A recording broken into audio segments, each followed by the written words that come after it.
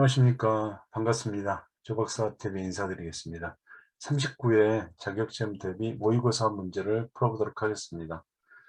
1번 근로자의 업무상 재해를 신속하고 공정하게 보상하며 재해 근로자의 재활 및 사회복귀 촉진을 목적으로 하는 사회보험은 1번 국민연금보험, 2번 국민건강보험, 3번 산업재해 보상보험, 4번 고용보험, 5번 노인장기요양보험.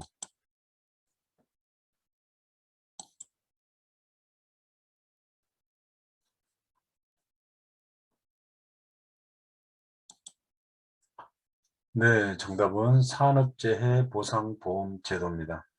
산업재해보상보험제도는 근로자의 업무상 재해를 신속하고 공정하게 보상하고 재해 근로자의 재활 및 사회복귀를 촉진하는 것을 목적으로 하는 사회보험제도입니다. 국민연금보험은 국민의 노령장애 사망에 대해서 연금급여를 함으로써 국민의 생활안정과 복지 증진에 기여하는 제도고요. 건강보험은 국민의 질병 부상에 대한 예방, 진단, 치료, 재활과 출산, 사망 및 건강 증진에 대해서 급여를 함으로써 국민 보건 양상과 사회보험에 증진하는 것을 목적으로 하고요. 고용보험은 실업의 예방, 고용의 촉진 등 근로자가 실업한 경우에 생활에 필요한 급여를 제공해서 근로자의 생활 안정과 구직 활동을 촉진하는 것을 목적으로 하고 있습니다. 노인 장기요양보험 제도는 고령이나 노인성 질병 등의 사유로 일상생활을 혼자서 수행하기 어려운 노인 등에게 장기요양 급여를 제공함으로써 노후의 건강증진 및 생활안정을 도모하고 그 가족의 부담을 덜어줌으로써 국민의 삶의 질을 향상하는 것을 목적으로 하고 있습니다. 다음 2번 노인을 위한 유엔의 원칙 중 일할 수 있는 기회를 갖거나 다른 소득을 얻을 수 있어야 한다는 어떤 원칙을 말하는 것인가? 1번 독립의 원칙, 2번 참여의 원칙, 3번 보호의 원칙, 4번 존엄의 원칙, 5번 자아실현의 원칙.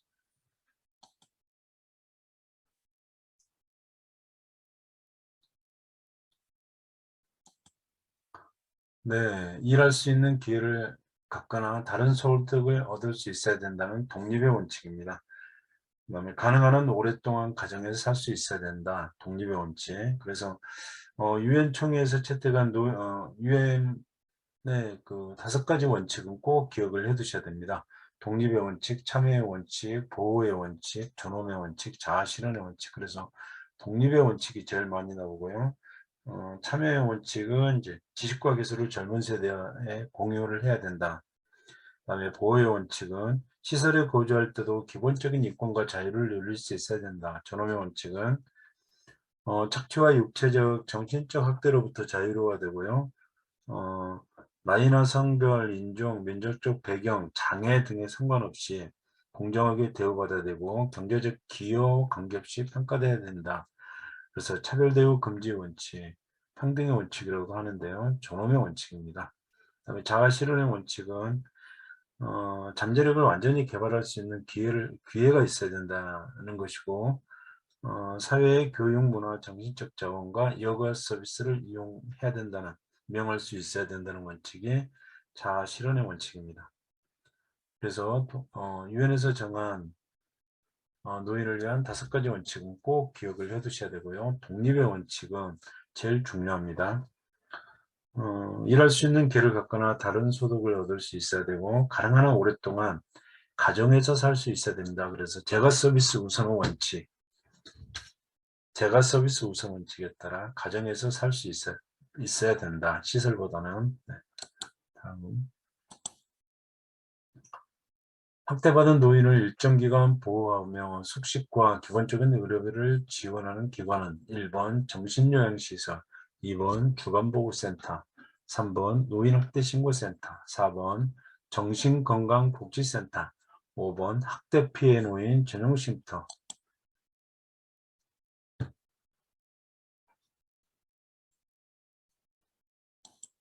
네, 학대받은 노인을 일정 기간 보호하며 숙식과 기본적인 의료비를 지원하는 기관은 학대 피해 노인 전용쉼터입니다. 5번 학대 피해에 놓인 전용 쉼터가 정답입니다.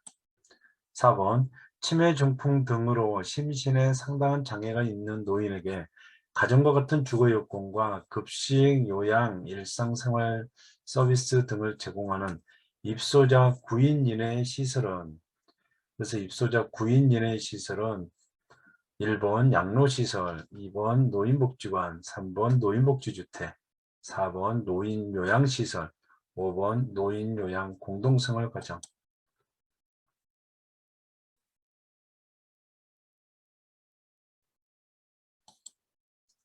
네, 가정과 같은 주거 여건 하면은 무조건 노인 요양 공동생활 가정입니다. 그래서 그 노인 의료복지 시설 중에 노인 요양 시설하고 노인 요양 공동생활 가정이 있는데, 노인 요양 시설은 10명 이상 대규모 시설이고요. 노인 요양 공동생활 가정은 가정과 같은 주거 여건 나오면은 무조건 노인 요양 공동생활 가정이 맞습니다.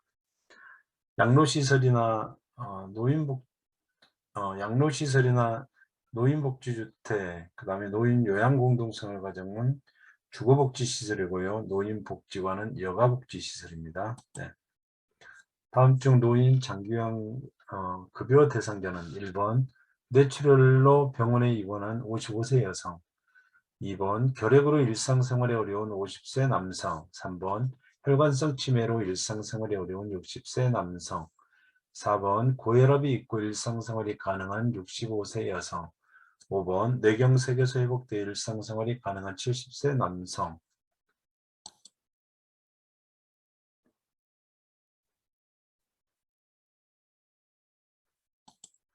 네, 노인 장기 요양 급여 대상자는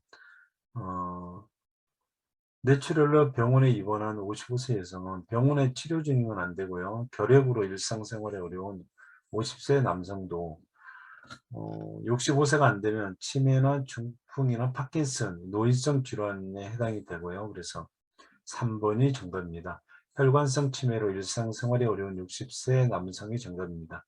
4번 고혈압 있고 일상생활이 가능한 65세 여성도 일상생활이 가능하면 무조건 안 되고요. 노인성 질환이 안 되기 때문에 그렇습니다. 그 다음에 5번 뇌경색에서 회복돼 일상생활이 가능한 70세 남성도 회복이 돼서 일상생활이 가능하면 장기요양 등급이 나오지 않습니다. 그래서 3번이 정답입니다. 3번. 6번 노인 장기요양 서비스 전달 체계에서 국민건강보험공단의 업무는 1번 장기요양 등급 판정, 2번 장기요양 서비스 제공, 4번 장기요양 서비스 비용 청구, 5번 장기요양 서비스 신청 및 계약, 5번 장기요양 서비스 사업자 설립 신고.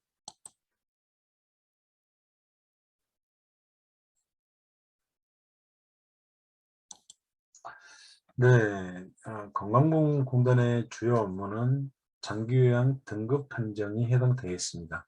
그래서 장기요양 서비스를 제공하는 기관은 장기요양 기관이고요. 그 다음에 서비스를 제공하고 비용을 청구하는 기관은 장기요양 기관입니다. 그 다음에 등급을 받고 장기요양 서비스를 신청하고 계약하는 사람은 수급자입니다. 그 다음에 장기요양 서비스 사업자 설립 신고는 지자체에 하는데, 지방자치단체. 네, 그래서 1번이 정답입니다.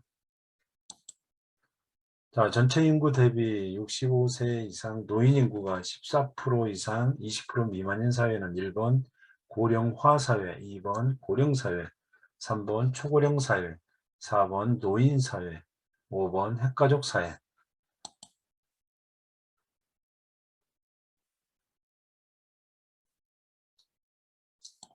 네, 14% 이상 20% 미만은 고령 사회입니다. 초고령화 사회는 7%, 고령 사회는 14%, 초고령화 사회는 20%. 그래서 우리나라가 2000년도에 7%가 넘어섰고, 그 다음에 고령 사회가 14%, 2018년입니다. 초고령화 사회는 2025년도에 도달할 걸로 예상이 되고 있습니다. 그래서 7%, 14%, 20%를 기억을 하셔야 되고요. 7%가 넘어서면 고령화 사회, 14%는 고령 사회, 20%는 초고령화 사회 이렇게 구분하게 되겠습니다. 8번 노인을 위한 유엔의 원칙 중 지역사회를 위한 봉사 기회를 갖고 개발하며 흥미와 능력에 맞는 자원봉사자로서 활동할 수 있어야 되고 노인들을 위한 사회운동을 하고 단체를 조직할 수 있어야 된다. 1번 참여의 원칙, 2번 독립의 원칙, 3번 존엄의 원칙, 4번 보호의 원칙, 5번 자아실현의 원칙.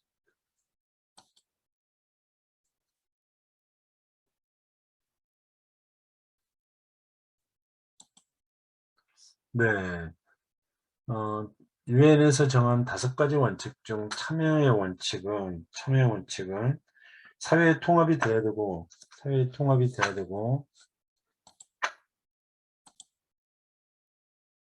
참여의 원칙은 사회 통합이 돼야 되고 노인복지 정책의 형성과 시행에 적극적으로 참여하고 지식과 기술을 젊은 세대하고 공유할 수 있어야 됩니다. 그리고 지역사회를 위한 봉사기회를 갖고 개발하고 흥미와 능력에 맞는 자원봉사자로서 활동할 수 있어야 됩니다. 그다음에 노인들을 위한 사회운동을 하고 단체를 조직할 수 있어야 됩니다.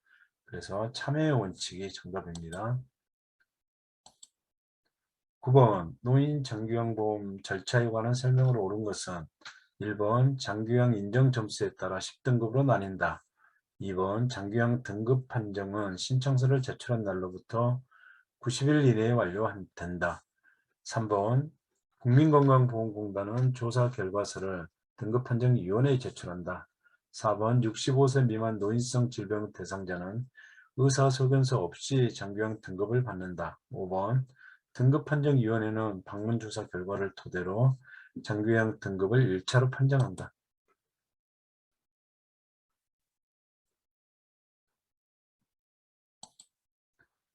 네, 살펴보겠습니다. 3번이 정답입니다. 1번 장기요양 인정 점수에 따라 10등급이 아니고 1등급에서 5등급 인지지원 등급으로 나누고요. 그 다음에 장기요양 등급 판정은 신청서를 제출한 날로부터 30일 이내에 완료됩니다. 그 다음에 3번 국민건강보험공단은 조사 결과서를 등급판정위원회에 제출한다. 네, 이거는 틀린 게 없습니다. 4번 65세 미만 노인성 질병 대상자는 의사소견서 없이 장기요양 등급을 받는다. 65세 미만은 무조건 의사소견서를 첨부를 해야 됩니다. 그래야만 치매인지 중풍인지 파킨슨인지 노인성 질병을 확인할 수 있기 때문에 그렇습니다. 5번 등급판정위원회는 방문조사 결과를 토대로 장기요양 등급을 1차로 판정한다. 아닙니다. 등급판정위원회는 등급 방문조사 결과를 토대로 장기요양 등급 판정을 최종 판정합니다. 그래서 건강보험공단이 최종 판정한다 그러면 틀리고요. 등급판정위원회에서는 최종 판정합니다. 그래서 장기요양 등급 판정하는 기구는 등급판정위원회다. 이것까지 기억을 해 두셔야 됩니다.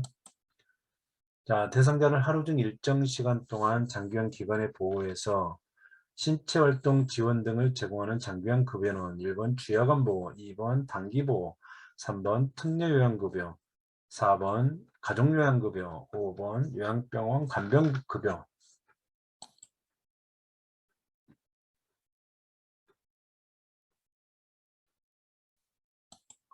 네, 하루 중 일정 시간 이러면은 주야간 보호입니다. 아침에 모시고 갔다가 저녁에 모시고 가기 때문에 하루 중 일정 시간이라는 말이 나오면 주야간 보호를 고르면 되고요.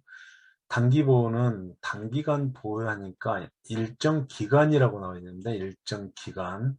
네, 일정 기간. 단기 보호는 일정 기간이다. 일정 기간. 네. 그 일정 기간이라는 말이 나오면 단기 보호를 골라야 됩니다. 일정 기간. 특례요양비, 특례요양급여, 가족요양급여, 요양병원 간병비는 특별현금급여입니다. 특별현금급여, 특별현금급여. 네, 특례요양비, 특례요양급여, 가족요양급여, 요양병원 간병급여는 특별현금급여로 기억을 해 주셔야 되고요. 하루 중 일정 시간으로 나오면 주야간 보호를 골라야 됩니다. 네, 필기시험에 어려워서 과락을 면할 수가 있으니까요. 필기 시험을 꼭 앞부분, 제도나 법 분야는 좀 어려운 부분이니까 꼭 모의고사 문제를 살펴보고 시험장에 가시기 바랍니다. 이상 간단하게 10문제 살펴봤고요. 다음 시간에 또 찾아뵙겠습니다. 경청해 주셔서 감사합니다. 좋아요, 구독, 알림 설정 부탁드리겠습니다. 감사합니다.